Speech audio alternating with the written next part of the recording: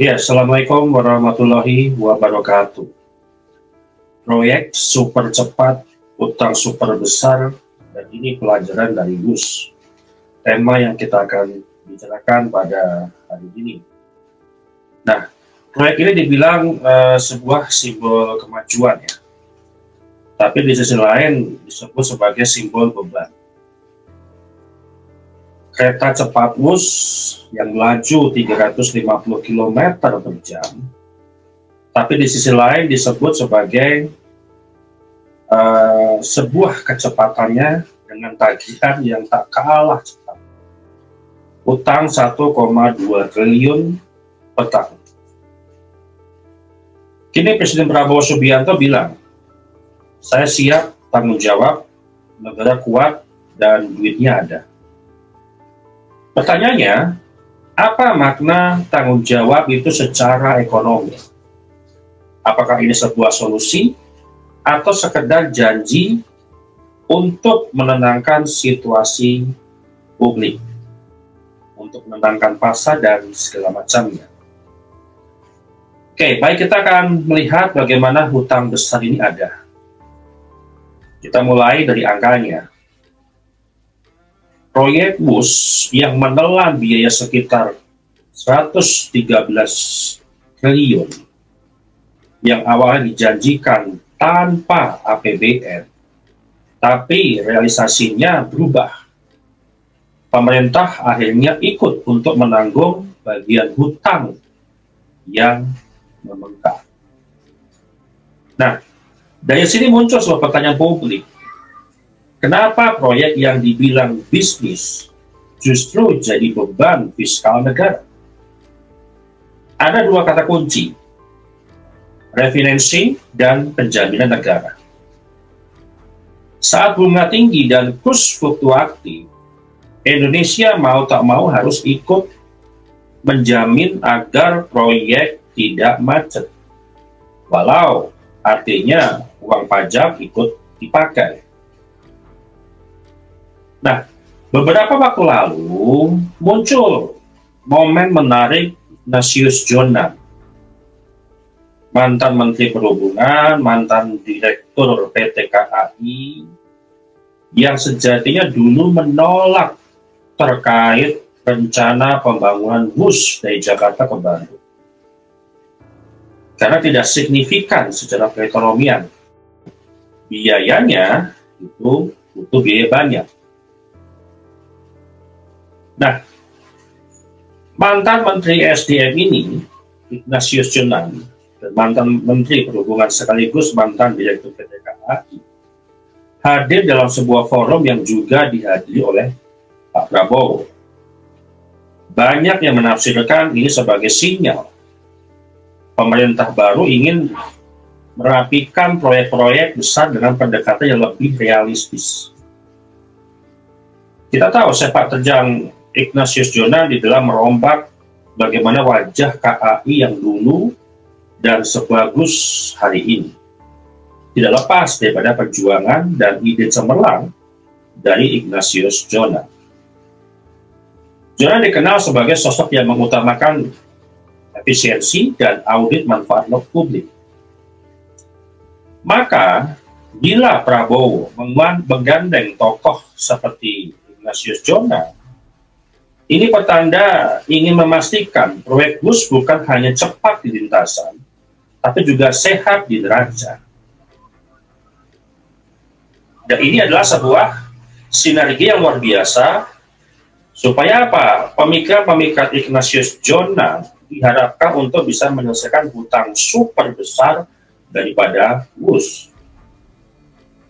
Nah, tiba-tiba di dalam berita beberapa hari yang lalu, muncul sebuah headline besar. Prabowo siap tanggung jawab atas hutang Wus.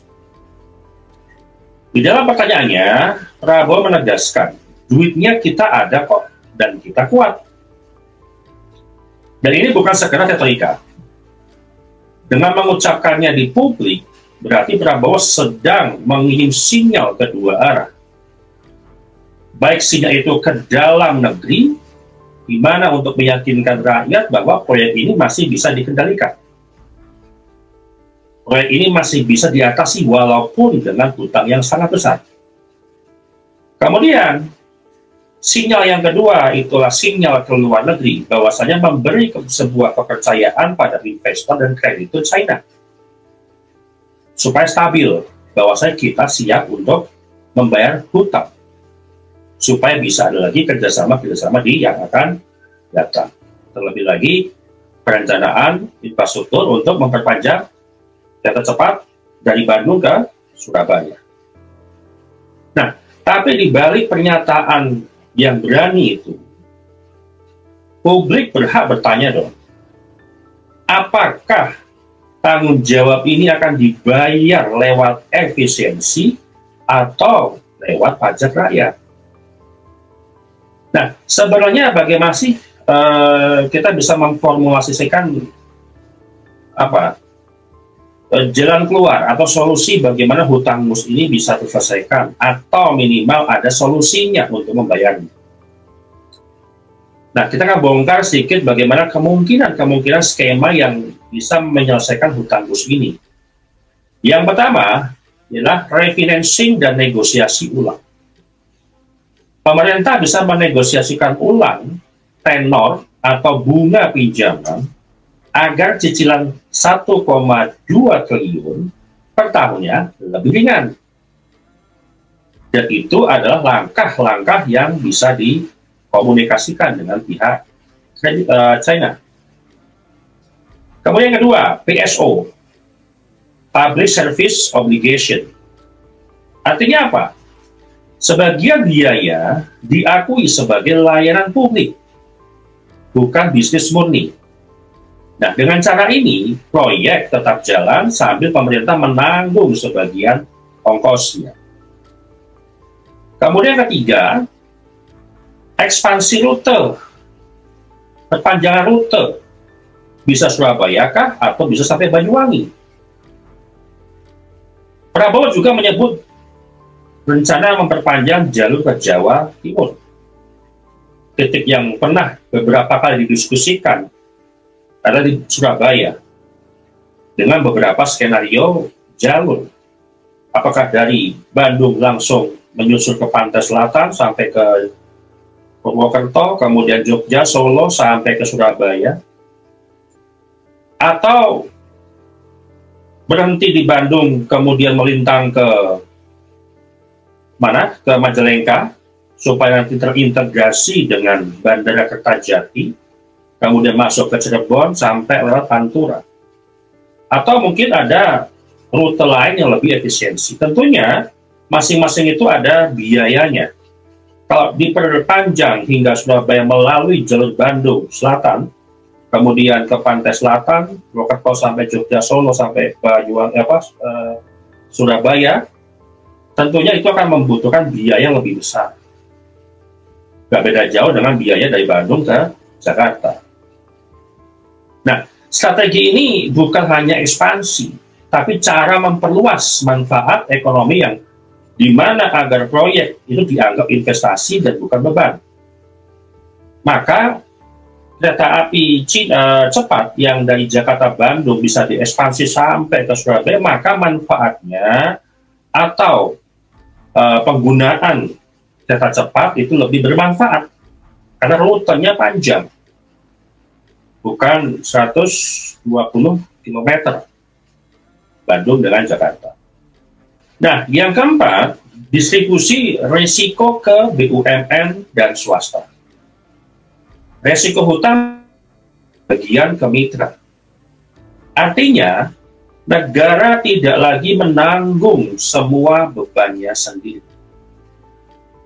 Namun, semua langkah ini baru akan bermakna jika transparansi benar-benar dijalankan.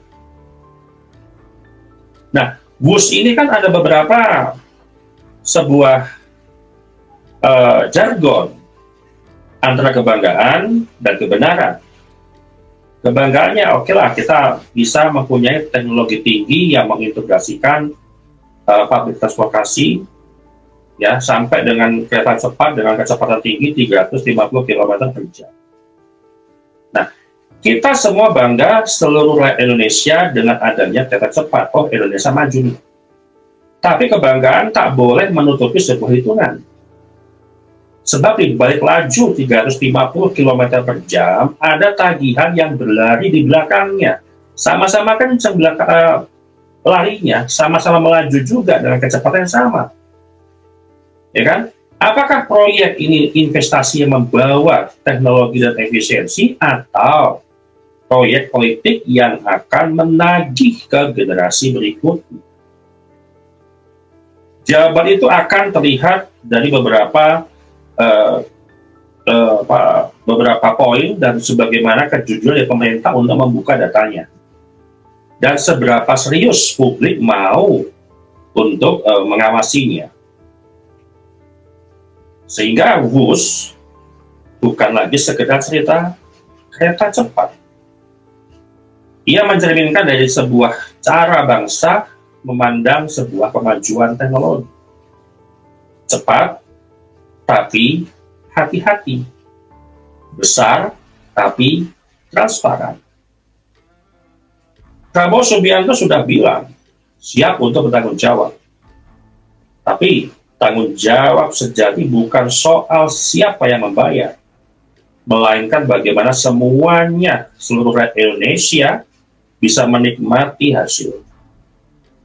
Jadi pelajaran yang bisa kita ambil dari WUS yang paling sederhana, kecepatan tanpa keseimbangan hanya akan membuat kita lebih cepat di tempat yang salah.